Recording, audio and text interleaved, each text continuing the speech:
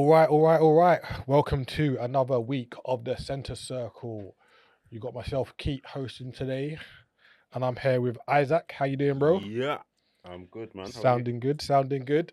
Still no John with us. He's on another international break, doing a Another bit of one. scouting for us. Continent hopping. Yeah, he's in a new continent Jeez. this time. But yeah, John will be back soon with us. But yeah, we're gonna get into the usual Premiership roundup.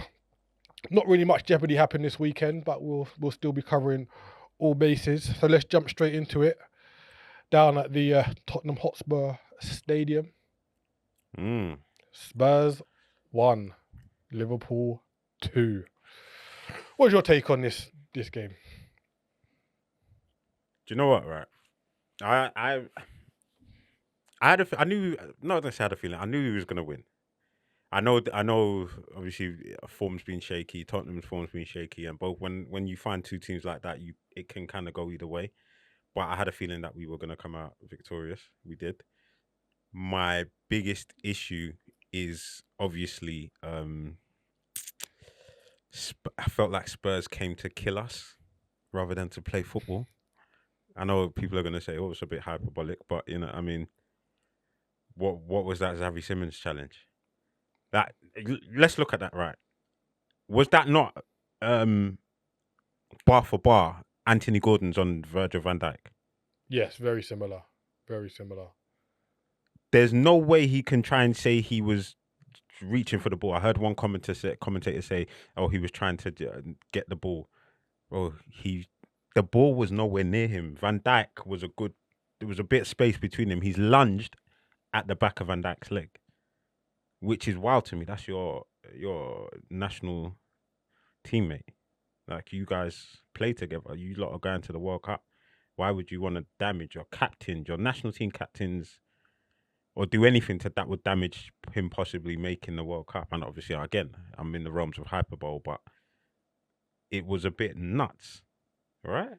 Yeah, it was. And he did come out and apologise and said, I wouldn't intentionally hurt my national team captain. But yeah, it was a bad challenge. And in terms of challenges, we see that Isak puts Liverpool 1-0 up with a. He finishes off. He looked sharp. He did. And it was the end of a really good move between him, Ekitike, And Wirtz. Yeah. But he was taken out by, I don't want to say an equally as bad challenge, but it was quite a reckless challenge Very reckless. from Van der Ven.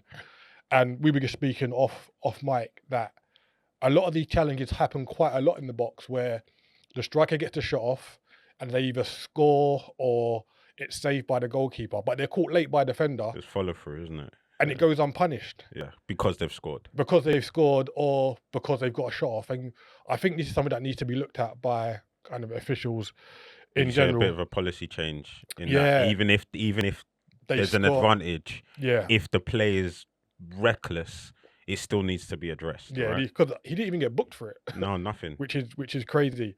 So yeah, Liverpool go 1-0 up. Obviously, Isak has to come off after that. And then Ekitike makes it 2-0 with a neat little header, I must say. What do you think about Romero and the dive? Yeah, it was soft from him. Like, he's a World Cup winner. Like, you've got to do better in it. Like, so my understanding is this: like, if you've got two hands in the opponent's back and there's a clear arm stretched, technically, it's a foul. Or is that not the case? I can see that, but I don't think it was a full-on push. It's more like a nudge, innit? It's like more to make him aware that he's there. And I think if Romero stands his ground, Ekitike doesn't score. He was soft in that. And then there's a bit of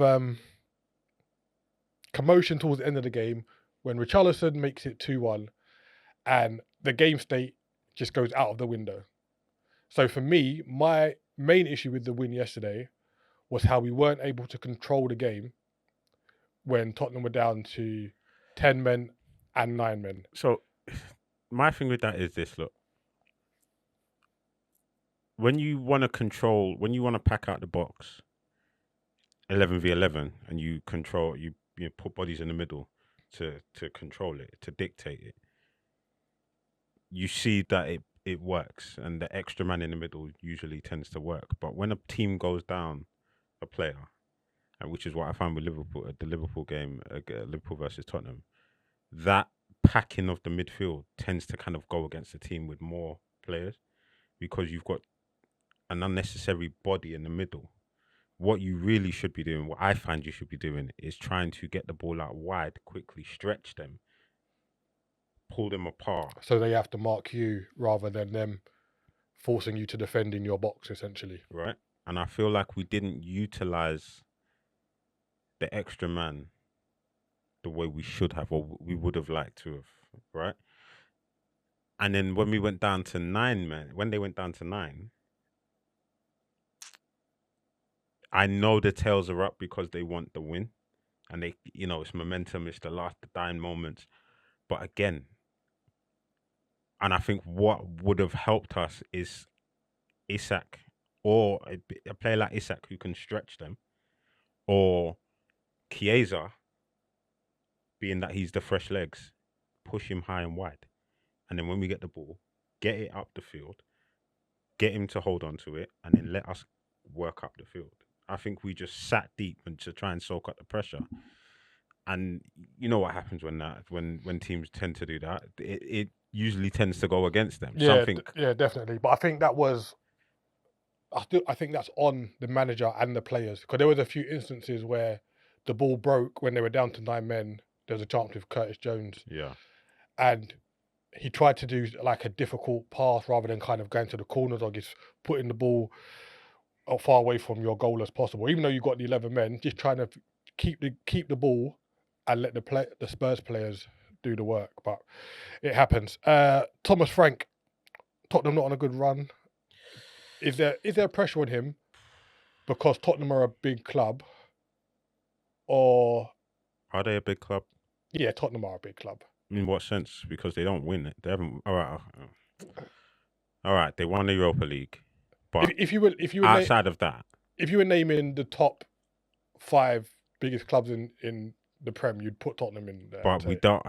Okay, so but what's the criteria for big? What makes them a big club? Well, because they're not winning trophies. They won a trophy. They're regularly getting 60,000 a week at the so everything bar what happens on the pitch at the new stadium.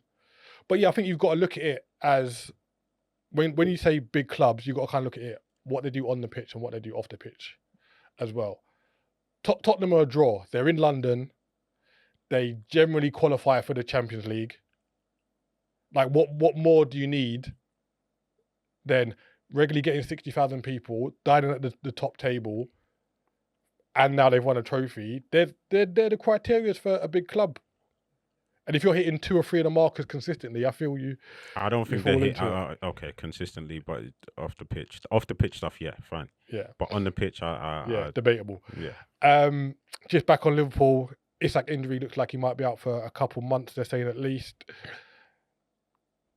A lot of pressure on Ekitike now, not only to score but to stay fit. Chiesa can get a run out. That was my next point. He can get a run out now.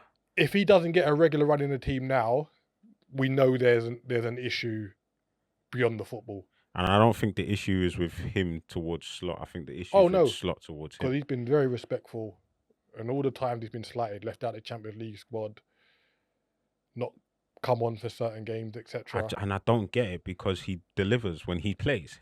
This is it. When he's given an extended run in the run of minutes, he plays. Yeah. He delivers. Always does something. So yeah, really good win for Liverpool. Haven't lost in 6 games now, and Spurs have got a lot of work to do over the next coming. Just quickly, weeks. Does it change their approach? Their January. Liverpool's? Yeah. I don't think it should. If it's only a couple months, I don't think you need to go out and buy an attacker.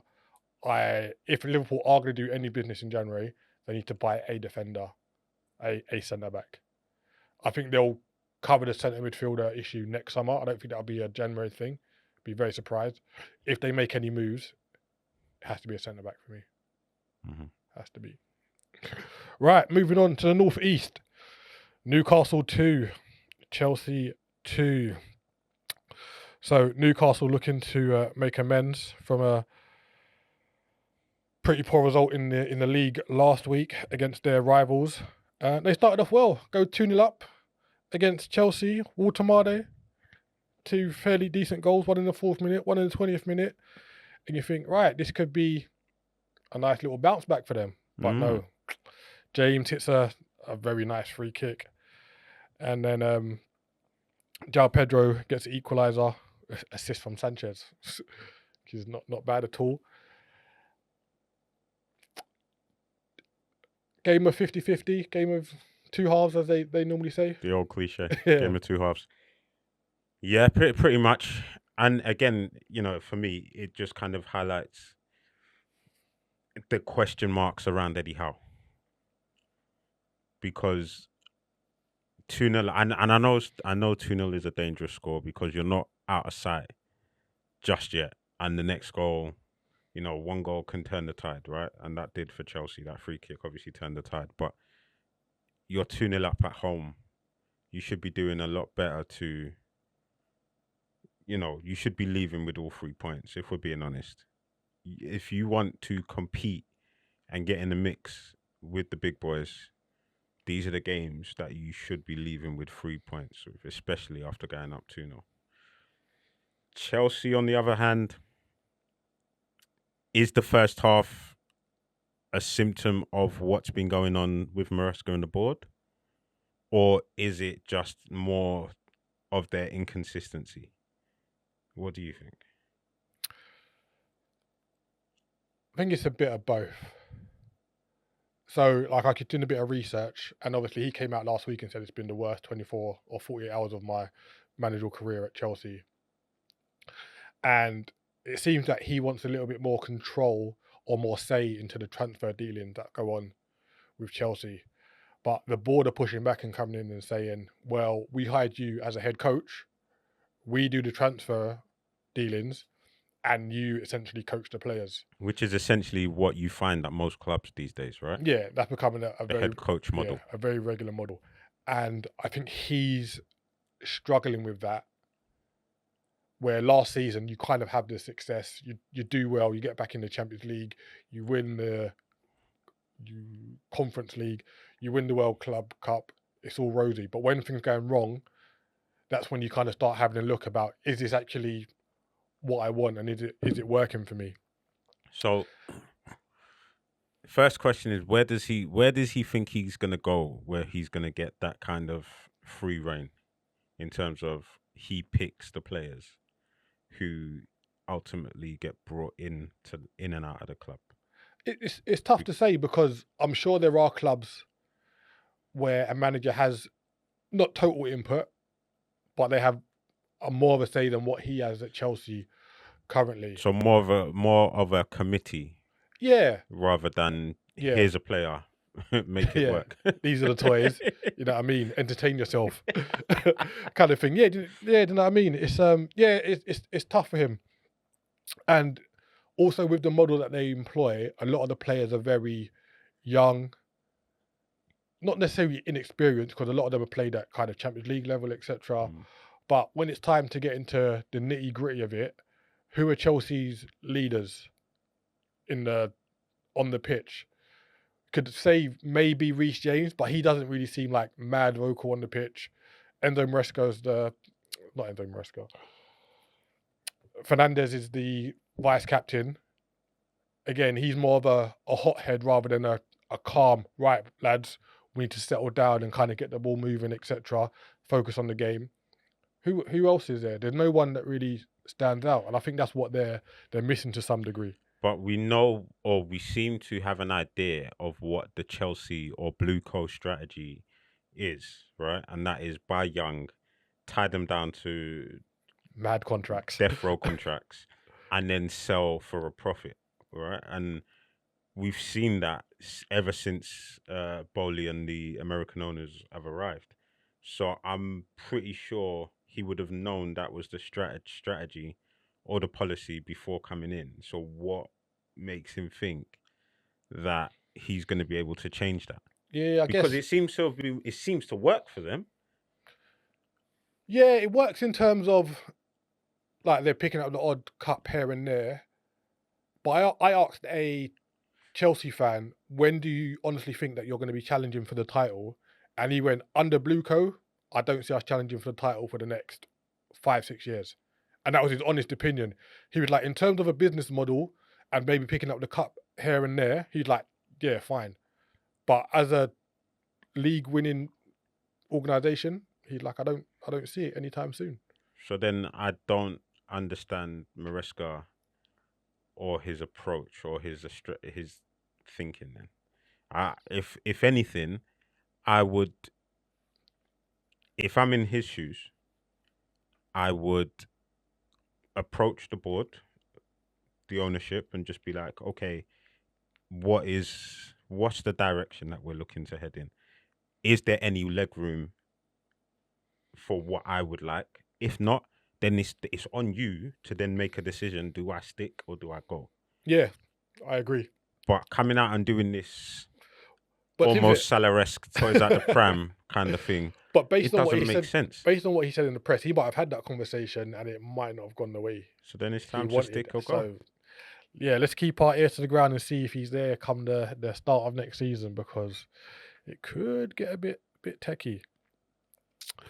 All right, let's move to the top of the table. We've got Arsenal travelling to the Hill Dickinson Stadium last night. People are saying that this could be a potentially tricky game for Arsenal. But they came out 1-0 winners. They were the recipients of a fortunate penalty decision. Madness from O'Brien. I don't know what he was doing. I know he said his shirt was tugged, but 2 hands on the ball. Absolutely crazy. Yeah. Gyökeres emphatically put the penalty away. I said it was a bit of a sympathy penalty. Of course it was. Of course it was. Saka's their penalty taker. When Saka was on the pitch. When I saw whose name was listed against the penalty, the first thing I thought was sympathy penalty. Has to be. So we kind of touched on Gyökeres last week and said, is it Arsenal not playing to his strengths? Is he not adapting his game? There still seem to be a disconnect between him and the rest of the team. And I say that because he was brought off Jesus towards the end of the game, and they're very different players. But Jesus was just busy. He's run into pockets, making himself known, and it's just like, not that you should model your game on someone else, but just get busy in it. He's not busy enough for me. If that makes sense. My question is this: as long as Arteta has been a manager, have you ever seen him, or have you ever seen a striker in the mold of a proper, like an old-fashioned 9, do well under his stewardship? Well, Aubameyang did, but he was there before Arteta in it. So you could say since Arteta's come in, Arteta then got rid of him. Yeah, and at a point had him out on the left wing. So I understand what you're saying, because he did score goals in his first season. But that's kind of like the first season. The manager's plans and tactics and ideologies not fully fleshed in. Yeah, right? that wasn't an Arteta team, really. Exactly. Truly, was it? Yeah. So since then, have we seen a 9 do well under his stewardship? No, not particularly. And the Arsenal fans have said, like, that's the weakest point of the Arteta system. And they also said, once we do get a 9, a proper 9, because obviously they played the last 2 years without a definitive striker, that their problems would be solved. But it doesn't seem it works like that. You know what it seems like? You know when City didn't play with a striker? Yes. It seems like Arteta's doing that, but without it being polished. So do you remember when Haaland signed for City? And in the group chat, I said, I don't think Haaland will do well in a Pep system. Yeah. And rightly so. In hindsight, everyone laughed at me. Yeah. Everyone laughed at me. But my thinking was, if you look at Pep at Barcelona and Ibrahimovic, when Ibrahimovic arrived, and how that fell apart. And then if you look at the profile of striker that worked well under him, David Villa. Now, David Villa at Valencia was a 9, a fox in the box 9, but at Barcelona, he kind of, He was a it floater, was almost really. like the false 9, Yeah. right? And then you head to Bayern Munich, and was Lewandowski there under Pep? Yeah. He was, Yeah. right?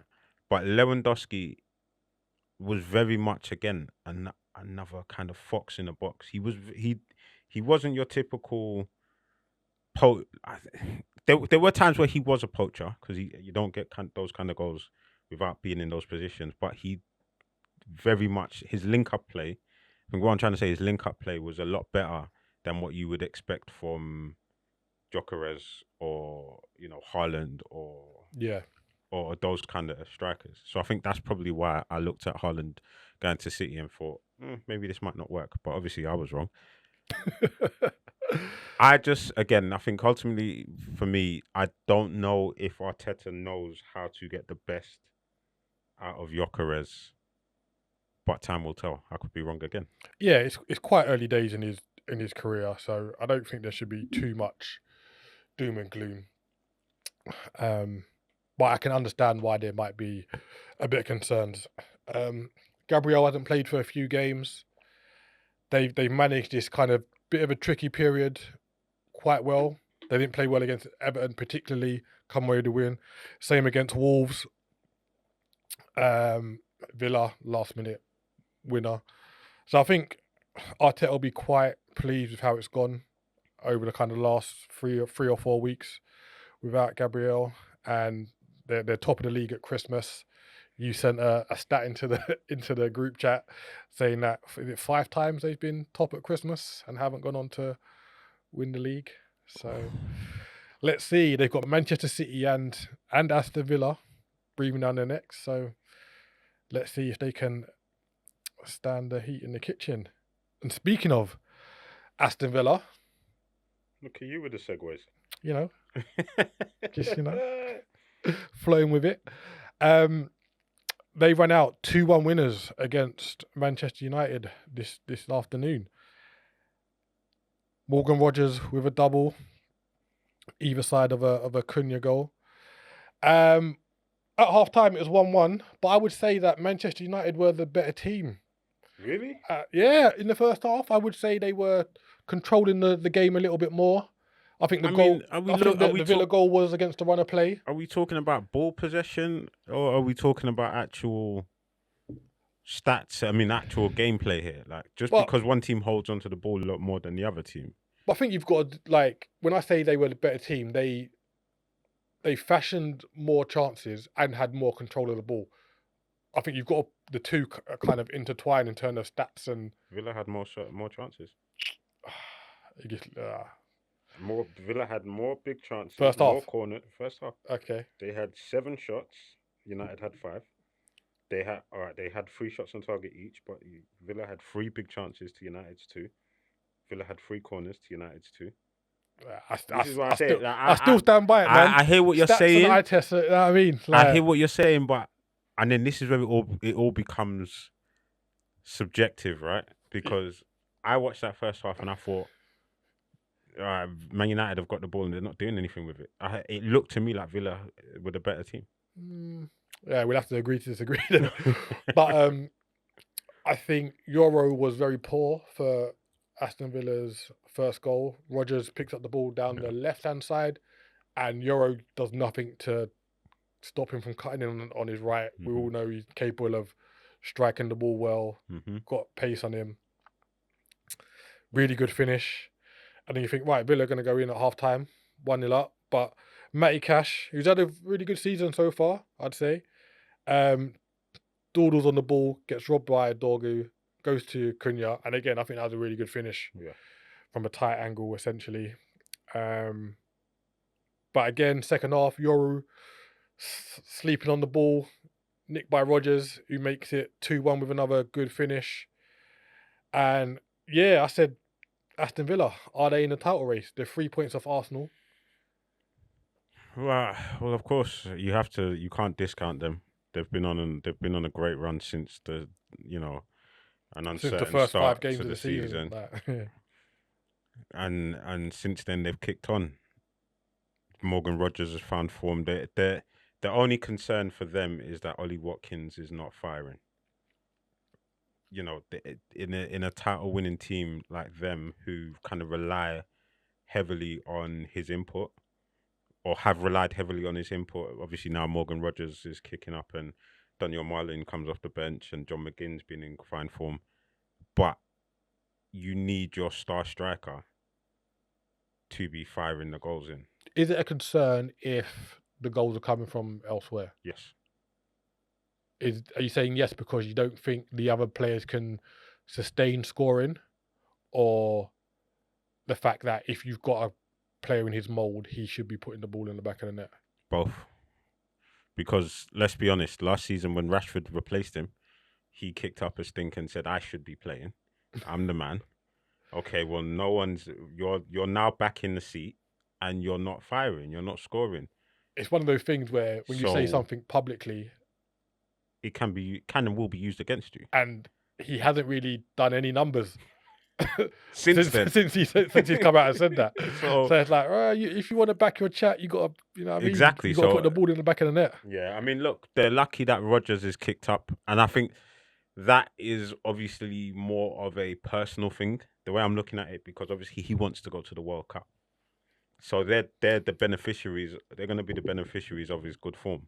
I just think Ollie Watkins needs to step it up. I think the moment he starts to step it up and score consistently, then I will look at Villa and be like, okay, these are serious title challenges because they've got goals coming from all over the pitch. They've got an informed Morgan Rogers. They've got a scoring striker.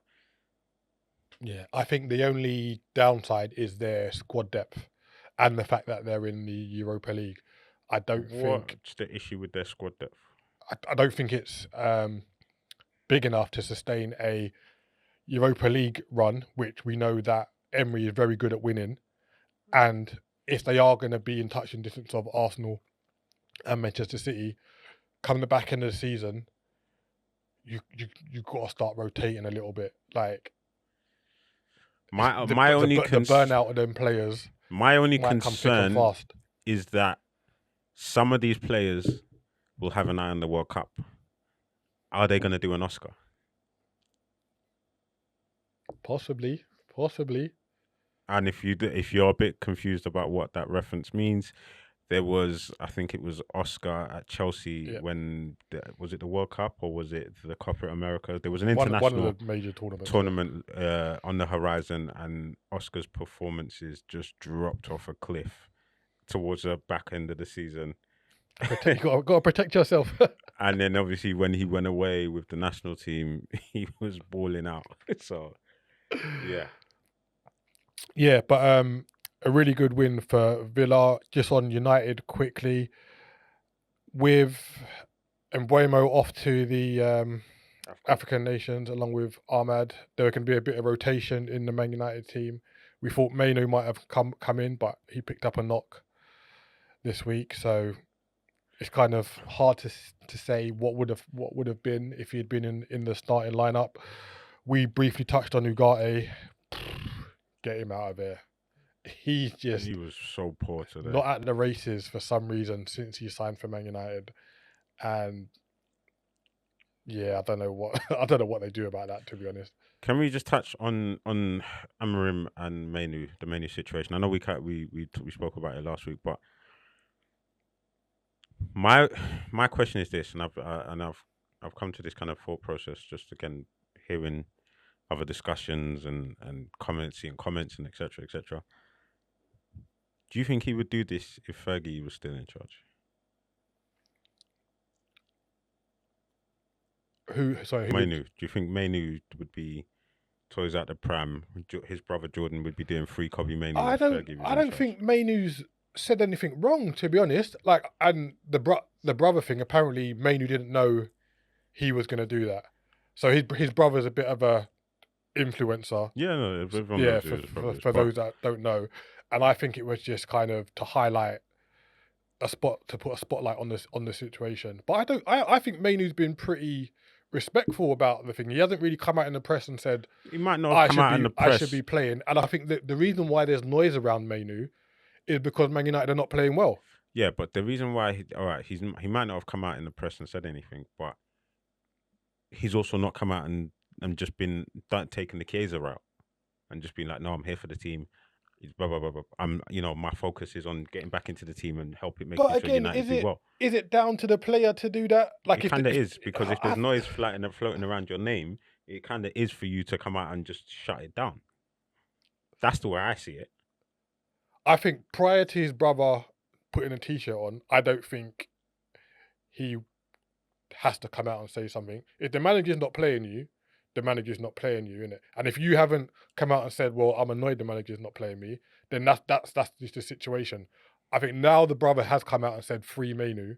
That now's the time to be like, right, I know my brother's done this. He's frustrated. I'm a family member. Blah blah blah. But I'm happy at United. Rare tear tear. So I think what game was it?